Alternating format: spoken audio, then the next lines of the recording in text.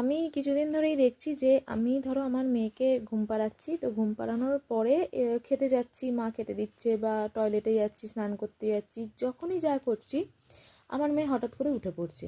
তো আমি ভাবছিলাম এরকম কেন হচ্ছে, যে আমি ওকে গভীর ঘুম পাড়িয়ে যাচ্ছি, আমি যতক্ষণ থাকছি ও ঘুমোচ্ছে, কিন্তু যখনই আমি উঠে জাস্ট একটু সাইডে চলে যাচ্ছি তখনই ও জেগে যাচ্ছে। তো আমি এটা মাকে জিজ্ঞেস করেছিলাম যে মা এটা কেন হচ্ছে। তো মা তখন বলল যে খুব সহজ সরল ভাষায়, যে যেটা মায়েরা জানে, যে বাচ্চারা নাকি মায়েদের গন্ধ পায়, সেই জন্য ওরা বুঝতে পারে যে মা সরে গেলে ওরা বুঝতে পারে যে মা চলে গেছে।